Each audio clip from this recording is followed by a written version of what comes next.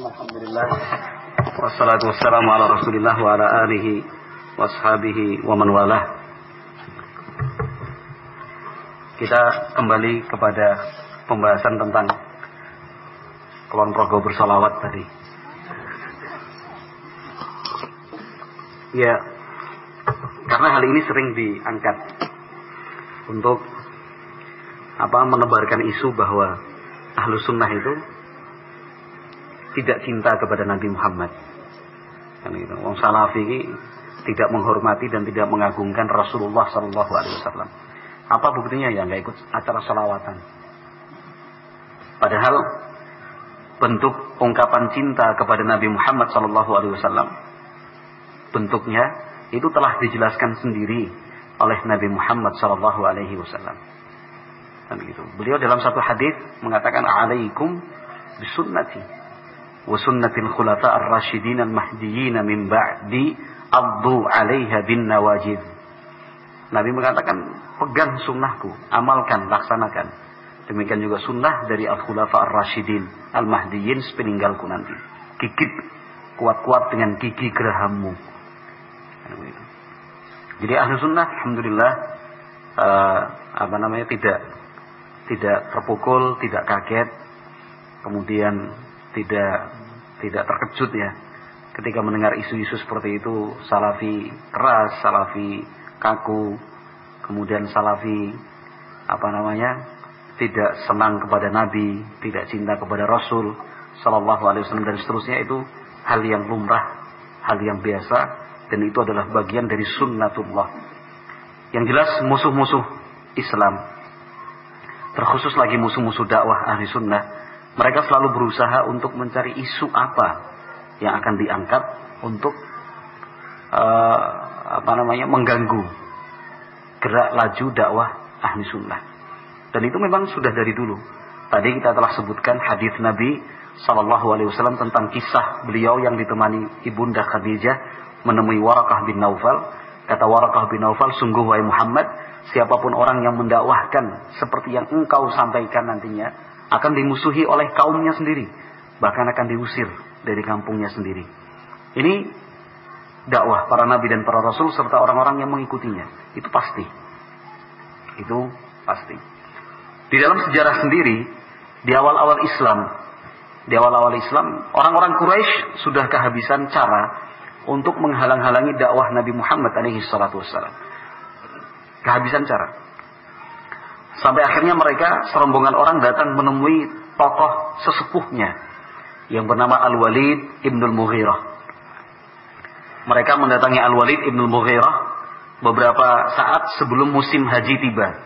Kalau musim haji, orang kan berdatangan dari berbagai penjuru.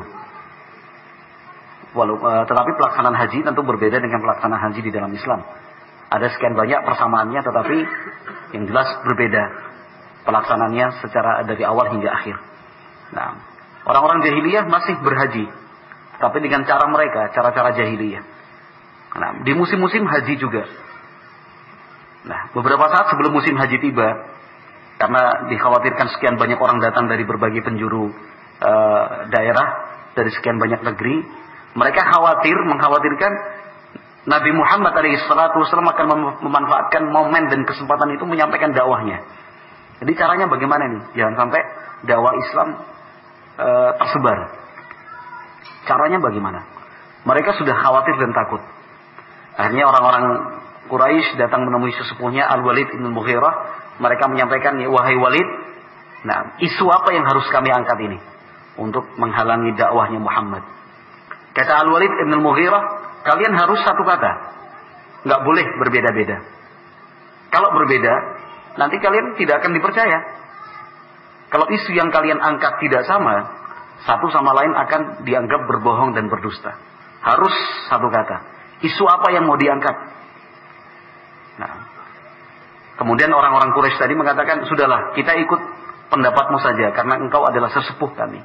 Kata Al-Walid bin Mughirah, tidak, kalian saja. Padahal maksudnya tidak kalian saja, karena dia sendiri nggak bisa mencari isu apa yang diangkat. Bukan karena tawadhu atau rendah hati, bukan. Memang nggak bisa. Isu apa yang mau diangkat? Nabi Muhammad mau dibilang apa? Akhirnya mereka usul, Kalau misalkan kita sebarkan berita bahwa Muhammad itu kahin, seorang dukun, gimana? Kata Al-Walid, nggak mungkin dia seorang dukun. Ucapannya tidak menunjukkan dia seorang dukun sama sekali. Kalau kita bilang dia dukun, orang nggak percaya. Pikir lagi. Udahlah kita bilang dia orang gila. Kita bilang dia majnun, orang gila. Kata Al-Walid Ibn Al-Mughirah, mau dibilang gila juga nggak mungkin. Arafnal junun. Kita itu sudah ngerti semua. Yang dimaksud gila itu apa? Nggak mungkin orang seperti Muhammad dibilang gila. Terus apa? Pikir lagi. Kita bilang syair, seorang penyair. Yang nggak mungkin juga. Muhammad itu berbicara bukan dalam baris-baris syair, bait-bait puisi. Yang dia sampaikan betul-betul indah. Ini pengakuan dari Al-Walid bin Mughirah, sesepuh Quraisy dari kalangan musyrikin mereka. Dibilang tukang sihir. Usul lagi. Kata Al-Walid bin Mughirah, tukang sihir juga nggak mungkin. Orang seperti Muhammad kok dibilang tukang sihir. Bukan tukang sihir. Terus mau bilang apa? Pikir terus. Akhirnya Al-Walid Ibn Mughirah mengatakan, sungguh isu apapun yang kalian angkat tentang Muhammad, semua orang pasti paham dan ngerti. Isu itu tidak benar.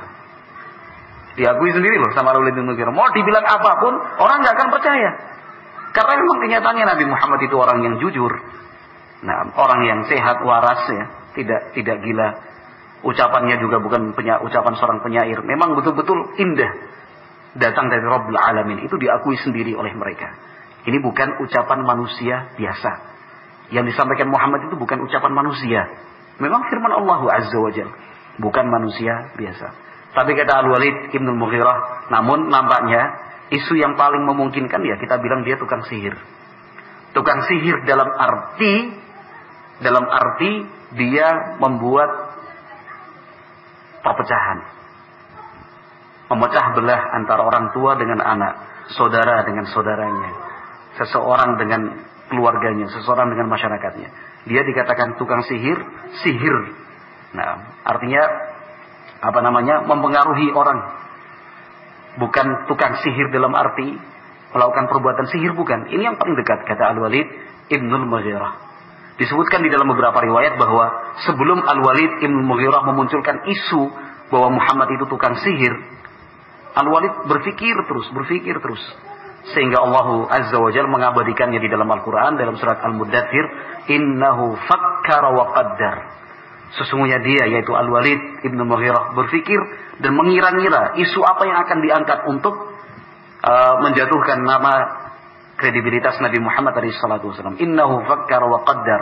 Fakutila kaifa qaddara, thumma kutila kaifa qaddara, thumma nazar, thumma abasa wa basar, thumma adbara wa stakbar. Faqala, in hadha illa sihrun yu'thar, in hadha illa qawlul bashar. In hadha illa qaulul bashar. Diakui sendiri oleh Al-Walid Ibn Mughirah. In hadza illa qaulul bashar. Tidaklah semua ini kecuali ucapan manusia biasa. Kemudian isu itu diangkat, disepakati. Nah, sejak hari itu tiap-tiap dari mereka itu membuat pos di setiap jalan dari luar Mekah menuju Mekah. Pos-pos khusus gitu. Menanti datangnya para jamaah haji. Setiap kali orang yang datang dibilang, nanti kalau masuk Mekah jangan mau berbicara dengan orang yang namanya Muhammad, dia itu tukang sihir. Setiap kali ketemu jangan ketemu sama Muhammad, dia itu tukang sihir. Jangan ketemu sama Muhammad, jangan dengarkan bicara terus. Ada Muhammad lari. Begitu. Ini usaha yang dilakukan orang-orang Quraisy, kafir, orang-orang musyrikin dan orang-orang kafir kaum Quraisy. Sementara Nabi Muhammad SAW memang sudah bertekad untuk menggunakan momen haji menyampaikan dakwah Islam. Orang-orang berdatangan dari berbagai penjuru. Nabi Muhammad aktif keliling dari satu suku ke suku yang lain, dari satu kemah ke kemah yang lain, penginapan ke penginapan yang berikutnya. Itu Nabi Muhammad terus menyampaikan, qulu la ilaha illallah tuflihu, ucapkan kalimat la ilaha illallah, pasti kalian sukses, pasti kalian masuk surga. Adakah di antara kalian yang mau masuk surga? Ikuti aku, berimanlah kepadaku, lindungilah aku. Itu yang ditawarkan Nabi SAW. Sementara pamannya Abu Jahal, atau Abu Lahab, pamannya, ngikuti dari belakang. Jangan percaya dia. Innahu kadzab sabi. Jangan percaya, orang ini pendusta. Dia meninggalkan agama nenek moyangnya. Nah, tapi luar biasa. Hikmah yang sungguh besar sekali. Justru dengan langkah yang dilakukan orang-orang Quraisy ini, jamaah haji kan bertanya-tanya, Muhammad itu siapa? Akhirnya penasaran kan ya? Muhammad itu siapa? Muhammad itu siapa? Kok sampai dilarang mau masuk Mekah? Nanti kalau sampai di Mekah jangan ngomong sama Muhammad, jangan bicara sama Muhammad, jangan dengarkan ucapannya. Muhammad siapa Muhammad? Kok kita dilarang berbicara sama dia? Apalagi Nabi Muhammad kemudian aktif. Nah, selepas musim haji, nama Nabi Muhammad, kemudian dakwah yang beliau sampaikan, menyatakan diri sebagai seorang nabi, utusan dari Allah, mendapatkan wahyu dari langit, langsung tersebar ke seluruh jazirah Arab. Ini hikmahnya. Ini hikmahnya. Nah, kenapa kok kemudian isu-isu itu dimunculkan? Dan seperti yang dikatakan Waraqah bin Naufal tadi, siapapun yang ingin mengikuti jejak dan meneladani Nabi Muhammad SAW pasti akan mendapatkan perlakuan yang sama dengan yang diperoleh oleh Nabi SAW. Sehingga kita alhamdulillah ahli sunnah tidak terpukul sama sekali, tidak terkejut, tidak takut, tidak khawatir ataupun cemas ketika isu-isu tidak benar itu dimunculkan tentang ahli sunnah. Karena kita yakin hikmah Allah sangat besar. Hikmah Allah sangat besar. Ada salah seorang ustaz, alhamdulillah, lulusan dari Mesir, Al-Azhar. Nah, lulusan dari Mesir Al-Azhar. Nah, sekarang berangkat ke Yaman beberapa waktu yang lalu. Ini ibrah juga buat kita. Dulu dia di sebuah pesantren di daerah Wonosobo atau sekitarnya, daerah sekitar sana ya. Nah, itu dipesan sama kiainya ketika mau berangkat belajar ke Al-Azhar. Pokoknya kamu ngaji di sana, silahkan. Yang penting jangan ikut pengajian Wahabi. Jangan ikut pengajian Wahabi. Ini santrinya termasuk santri cerdas, santri yang menonjol, sehingga diberangkatkan belajar sampai ke Mesir. Orang cerdas, orang pinter, penasaran kan ya. Namanya orang yang nalarnya normal, cara berpikirnya logis. Itu justru dia selalu dikejar-kejar oleh rasa penasaran. Apa tuh? Apa sih? Kan begitu. Sampai di sana akhirnya dicari, browsing, tanya-tanya segala macam internet ya. Wahabi itu apa? Wahabi itu apa? Akhirnya ketemu, ngaji, pulang,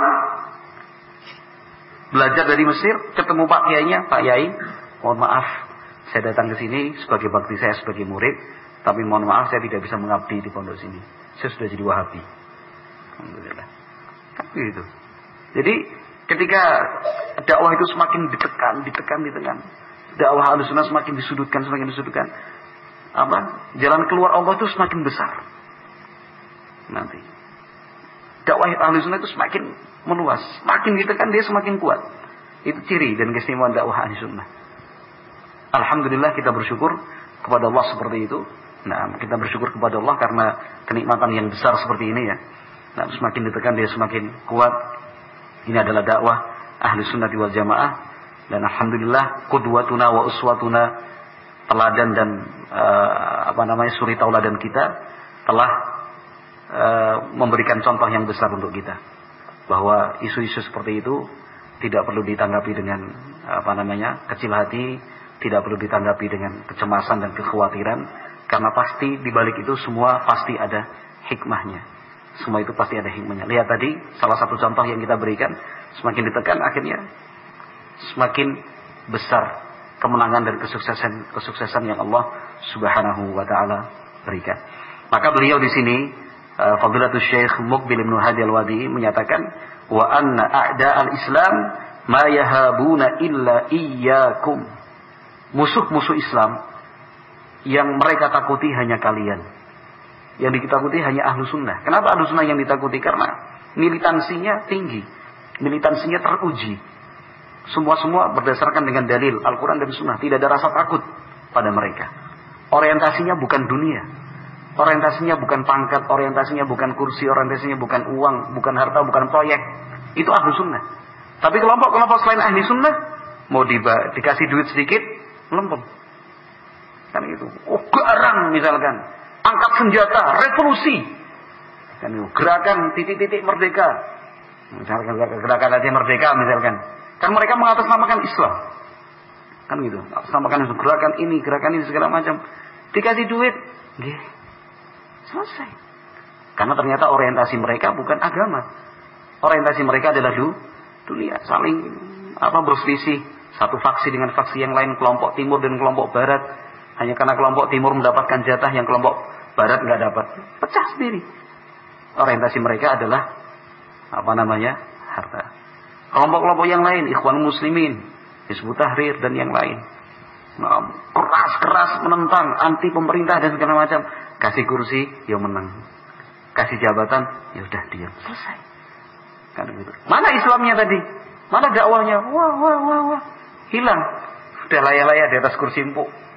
Kan gitu. Sudah ada ajudan yang membukakan pintu mobil untuknya. Selesai. Karena orientasinya ternyata bukan ikhlas lillahi subhanahu wa ta'ala, tetapi untuk mendapatkan kursi tadi, untuk mendapatkan kedudukan, untuk mendapatkan pangkat dan yang semisalnya. Alhamdulillah ahlu sunnah tidak seperti itu. Tujuan mereka dan cita-cita mereka adalah al-haq. Tidak bisa tidak bisa dibeli dengan harta, tidak bisa dibeli dengan dunia, tidak bisa dibeli dengan pangkat dan kedudukan, tidak bisa dibeli dengan apapun. Alhamdulillah, mudah-mudahan Allah Subhanahu wa taala memberikan istiqomah untuk kita semua sampai akhir hayat nanti. Cukup sekian insyaallah untuk pertemuan malam hari ini. Nah, yang berikutnya kepada beliau Al-Ustaz Yusuf hafizahullah taala. Subhanakallahumma wa bihamdik asyhadu an la ilaha illa anta astaghfiruka wa atubu ilaik. Assalamualaikum warahmatullahi wabarakatuh.